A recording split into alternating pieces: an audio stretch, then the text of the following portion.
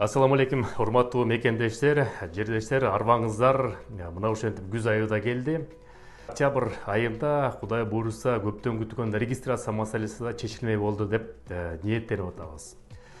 Биринчиден 26 октябрдан баштап 2023 жылдан 156 федералдык мыйзам. Бул федералдык мыйзам болсо чет элдик жарандарды миграциялык каттоого коюу мыйзамы болуп эсептелет. Бул жааттан ошол мыйзамга өзгөрүү кирип атат. Эми ал өзгөрүү кандай деп атат? Биринчиден биздин мекендештер өздөрү каттоого кое алат. Эми бунун үчүн эмне керек? Биринчиден госуслуги деген приложение керек. Госуслуги деген приложение телефонго көчүрүп аласыңар дагы ошол жерден каттоодон өтөсүңөр, толук өзүңөрдүн реквизиттериңерди, данныйларды ошол жака киргизесиңер. Каттоодон өткөндөн кийин жашаган батири менен үй ээси менен сөзсүз түрдө, жалпак сөз менен айтканда ижара келишим түзөсүңөр. Юридикалык термин менен айтканда договор найма жилищного помещения деп. Ошону келишим түзүп алып туруп, ошо аркылуу өзүңөрдү каттоого үй ээси жок эле тургузсаңыздар болот. Урматтуу мекендештер, Кыргыз диаспора кеңеши мамлекет тарабынан жана башка уюмдар тарабынан каржыланбайт. Ар бир жасап аткан иштерибиз өзүбүздүн чөнтөгүбүздөн чыгарган каражат менен иш алып барабыз. Ошол себептен жакында Кыргыз диаспора кеңешинин жааматы менен машпара кылып бир фонд ачууну туура көрдүк. Ошол фондко салымымды кошом деген мекендештер 50 рубль болобу, 100 рубль болобу, андан ашык болобу, баарына ыраазы болобуз. Номерди мен силерге айта кетейин: 2202 2062 1801 1323. Кубанычбек О деп чыгат. Жардамыңыздарга ыраазы болобуз. Силерге ийгилик, аман эсен болуңуздар. Бул үчүн жалпы өзүңөр эле эмес, балдарыңардын ата-энеңерди жана келинчеңерди да тургуза аласыңар. Тактап кетчү нерсе. Биз МВД өкүлдөрүнө ушул маселе талкуулап атканда бир сыйра суроолорду бердик. Эгерде биздин мекендеш госуслугиден каттоодон өтүп туруп, ижара келишимин түзүп туруп, госуслугиге каттоого өткөрдү.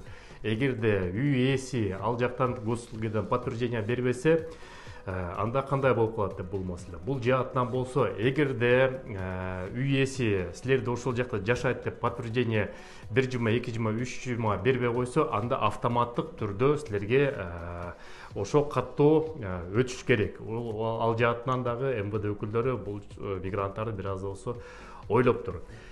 Эми мекендештер, бул мыйзам күчүнө кирер менен эле 26 октябрда эле укмуш иштеп кетет, сонун иштеп кетет дегенден алыспыз. Себеп деген закон асмандан жерге түшкүнчөктү бир сыйра башкача иштейт, жерде да бул такыр башкача иштейт. Ошол эле күнү бүт проблематикабыз чечилип кетет дегенден да алыспыз. Бирок бул бир аз да болсо да биринчи кадамдардын бири. Бир аз кыйналышыбыз мүмкүн, көнбөшүбүз мүмкүн, мурдагы адатка салышыбыз мүмкүн, бирок бара-бара көч түзөлүп, бул жаатынан дагы регистрацияны бир жашынакай жол менен ыгына салып алсак болот, Кудай буйруса. Бир аз чыдап туралы, аз калды, сабырдын түбү сары алтын дейт мекендештер. Анан кийин эң негизгиси, ошол жерден ижарага келишим түзүп атканда договор найма жилищного помещения сөзсүз түрдө ар бир детальдарына көңүл буруп туруп, келишимди 11 айга түзөсүңөр. Ал жерге сөзсүз түрдө ошол силердин паспорт данныйлары сөзсүз кириш керек. Балдарыңардын, ата-энеңердин кайсыл киши ошол жерге каттоого турат, ошол кишилердин дагы бүт баарын тизмесин киргизишиңиз керек. Үй ээсинин дагы үйдүн квартиранын баасын, квартиранын адресин туура жазыш керек. Ал жаатынан өзүңүздөр билбесиңер, бизде ошо Кыргыз диаспора кеңеши кызматташып жаткан агентом юридикалык компаниясы бар. Ал компаниянын номерин мен сизге бир сыйра айтып кетейин. Номери +7 925 55 55 905. Диаспорадан чалсаңыздар, баардык консультацияны бекер кылышат. Жана эгерде акысын төлөөчү убакыт болсо, кичинекей акы алыш мүмкүн. Ошол сак саламат болуңуздар мекендештер.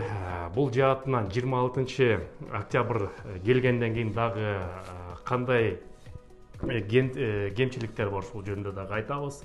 Силер менен Кыргыз диаспора кеңеши төрагасы мен Кубанычбек Осмонбеков. Сак саламат болуңуздар, көрүшкөнчө.